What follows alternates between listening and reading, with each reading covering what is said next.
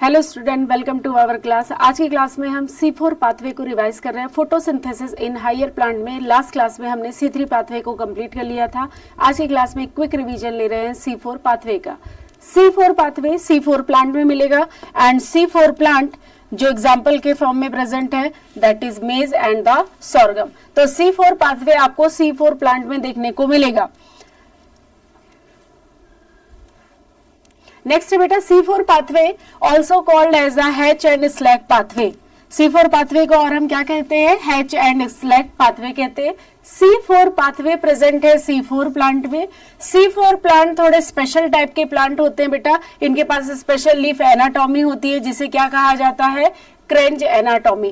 क्रेंज anatomy that means बेटा जो vascular bundle है उनके सराउंडिंग एक बंडल शीथ की जो सेल्स है उनकी एक कवरिंग दिखती है, उसी को हम क्रेंज एनाटॉमी कहते हैं। सो बंडल शीथ सेल भी प्रेजेंट होती है। बंडल शीथ सेल की बेटा सेवरल लेयर देखने को मिलती है। C4 प्लांट भी थोड़े स्पेशल टाइप के प्लांट है। ये हाई टेम्परेचर को टॉलरेट कर जाते हैं एंड बेटा हाई लाइट इंटेंसिटी पर भी अच्छा खासा रिस्पॉन्स शो करते हैं। दैट मीन्स फोटोसिंथेसिस परफॉर्म करते हैं। C4 पाथवे में सबसे पहले इंपॉर्टेंट पॉइंट आपको पता होना चाहिए बेटा कि C4 पाथवे में जब CO2 एंटर होगा दैट मीन जब डार्क रिएक्शन चलेगा और CO2 एटमॉस्फेयर का रिसीव किया जाएगा तो CO2 को रिसीव करने के लिए प्राइमरी एक्सेप्टर कौन होगा बेटा? PEP that means phosphoenol pyruvate जो कि 3 कार्बन वाला कंपाउंड है। 3 कार्बन वाला कंपाउंड CO2 को रिसीव करने के बाद एक्सेप्ट करने के बाद फर्स्ट स्टेबल प्रोडक्ट बनाएगा और फर्स्ट स्टेबल प्रोडक्ट बनेगा C4 एसिड। 4 कार्बन वाला एक एसिड बनकर तैयार हो जाएगा जिसे ऑक्सैलो एसिटिक एसिड कहा गया। अब इसी पाथवे को हम डिटेल में समझते हैं क्या है ये फर्स्ट रिवीजन के साथ। C4 पाथवे बेटा, C4 पाथवे के लिए 2 टाइप की सेल है। क्रेंज एनाटॉमी है प्लांट में।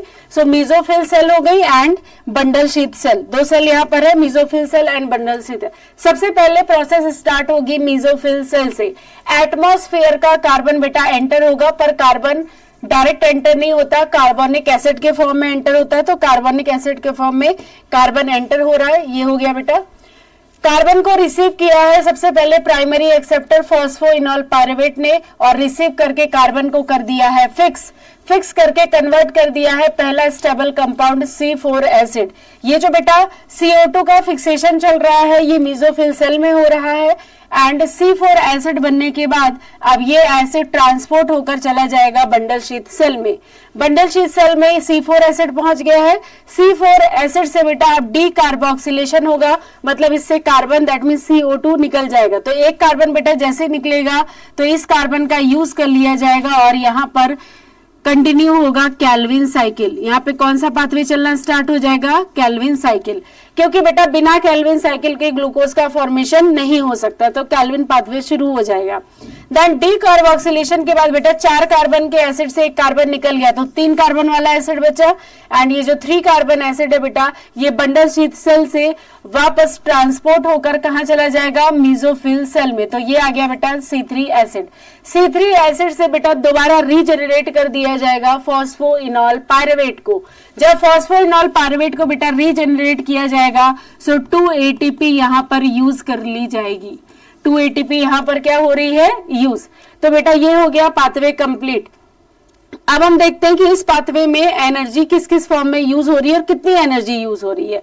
तो सबसे पहले बेटा जब स्टार्टिंग से आप देखेंगे तो कोई एनर्जी नहीं है, लेकिन यहाँ पे कैल्विन साइकिल चल रही है दैट मीन C3 पाथवे चल रहा है। तो यहाँ पर कैल्विन साइकिल का जो लास्ट हमने कैलकुलेशन पढ़ के रखा था 3 ATP एंड 2 NADPH ये भी यहाँ पे कैलकुलेट होंगे, प्लस रीजनरेशन के टाइम पर भी 2 ATP यहाँ पर प्रेजेंट है बेटा तो ये भी इसमें कैलकुलेट हो जाएगी। दैट मीन्स जब ये पाथवे बेटा तो 1 कार्बन एंटर हो रहा है, 1 कार्बन की एंट्री के लिए बेटा यहाँ पर हो गए हैं 3 ATP और ये हो गए 2 ATP। दैट मीन्स टोटल कितने हो गए?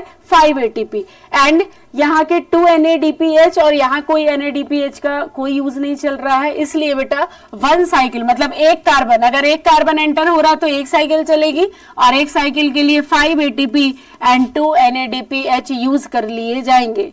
अब इसी को बेटा आप अगर पूरा ग्लूकोज का फॉर्मेशन कराना है, ग्लूकोज में कितने कार्बन है? 6। दैट मीन्स ये जो पाथवे है ये 6 टाइम चलेगा और 6 टाइम में 6 CO2 एंटर होगी तो पूरा ग्लूकोज बनाने के लिए दैट मीन्स 6 टाइम साइकिल के लिए बेटा 30 ATP एंड 12 NADPH2 का यूज कर लिया जाएगा।